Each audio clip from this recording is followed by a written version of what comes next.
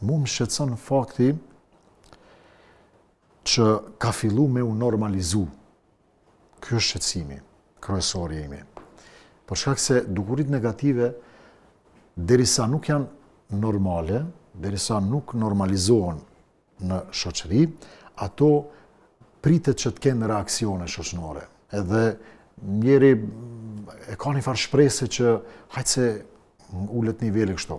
Droga nuk është më në atë pjesë. Do thot, ka fillu me u normalizu. Madje shka më shqetëson, është kështu se përdoret bullizimi i trinve për me shtu abuzuesit e ri.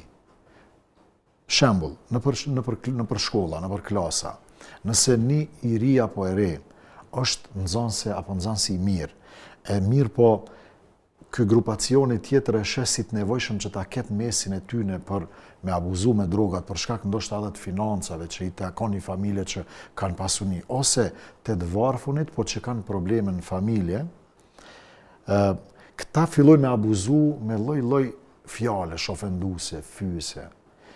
Duke tu insistu me bë pjesë të grupit. Unë e marr si shembull, them, unë këtë moshë jam, nëse isha ekspozu ton kohën me një rreth të miqve të mi për një dukuri që ata e përdorin, po supozojmë abuzimin me alkoolin, ose abuzimin me drogat, ose me edhe ton kohën.